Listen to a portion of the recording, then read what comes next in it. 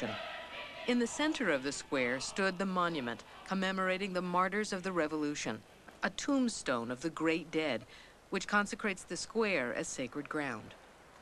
The monument depicts scenes from China's history since 1840.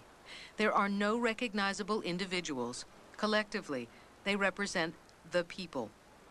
Among the ancestors of New China pictured on the monument are the students of May 4th, 1919, protesting before the gate itself. When the students of 1989 occupied Tiananmen Square, they made their headquarters here, beneath images of other students who changed China's history. They were consciously associating themselves with the tradition of student protest in China. By their own actions, they were adding further meaning to this place, the place in all of China most charged with meaning.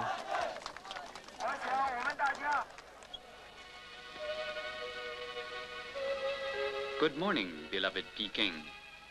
Good morning, beloved Tiananmen, gate of heavenly peace. In Mao's era, Tiananmen became the symbol of the new China, the gate and the square, the people, and the leader who expressed the people's will. Tiananmen had once led into the imperial palace. Now, it was the focus of Mao's square. Mao and Tiananmen were one.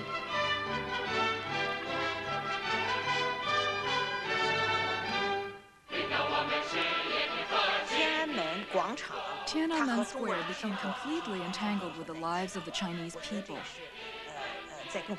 This was because under the Communist Party, everyone's life became involved with politics.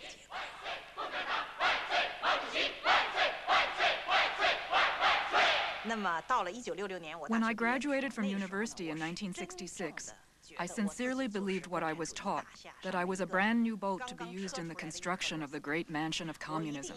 I was willing to be put wherever my country needed me, and I was prepared to stay in place my whole life. To me, Mao was like God. I believed that he was not only the great leader of the Chinese people, but also the great leader of people throughout the world. I feared the day when he would no longer be with us. I really hoped there'd be a scientific breakthrough that would enable young people like us to voluntarily give up a year of our lives to add a minute to his. That way the world would be saved.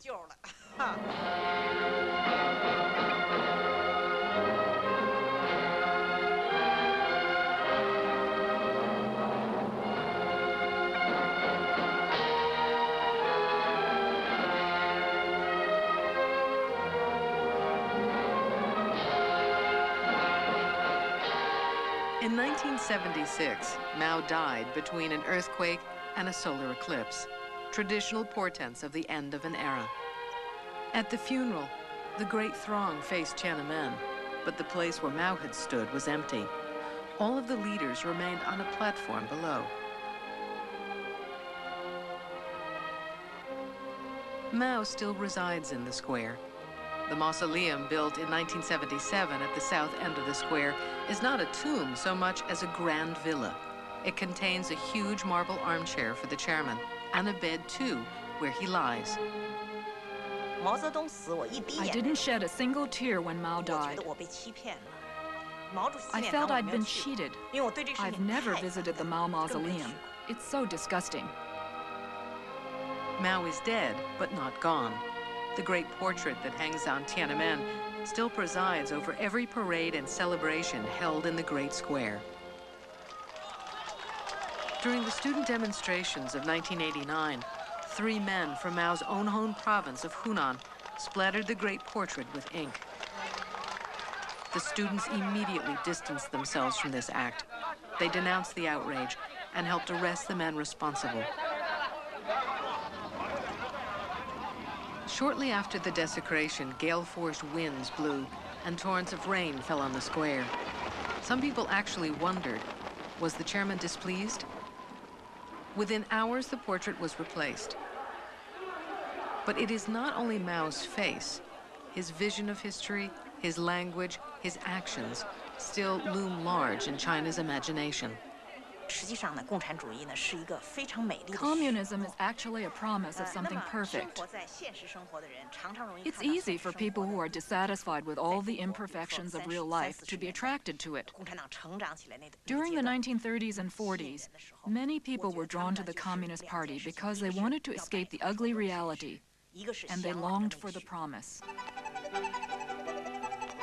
Throughout the first decade of the revolution, that promise had the support of large segments of society. Mao provided the vision of an ideal society, but he had little interest in the day-to-day work of bringing it about. That was left to his associates. Among them was Deng Xiaoping. Mao had the personality of a romantic poet.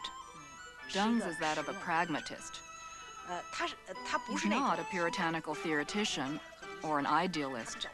He's different from Mao in that he knows that when people are hungry, they need to eat. They can't live on poetry.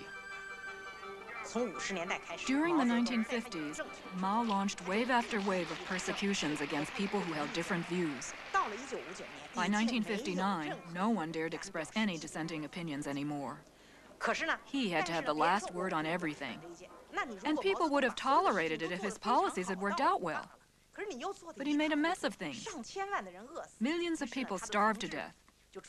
So his comrades had to help patch things up. This meant a slight retreat from Mao's utopian illusions. Deng liked to quote a Sichuan proverb: "It doesn't matter whether a cat is black or white. If it catches mice, it's a good cat." But Mao's solution, when things went wrong, was always more revolution, not less. He saw anyone who stood between him and his masses as an enemy. He saw bureaucrats and lingering bourgeois elements undermining the original promise of the revolution. Against the government bureaucracy, Mao mobilized his masses. A fresh uprising of the people, the only source of progress. Mao called it a cultural revolution. The people were enjoying Daminju, mass democracy. Chaos can't harm us, he proclaimed. It can only harm our enemies.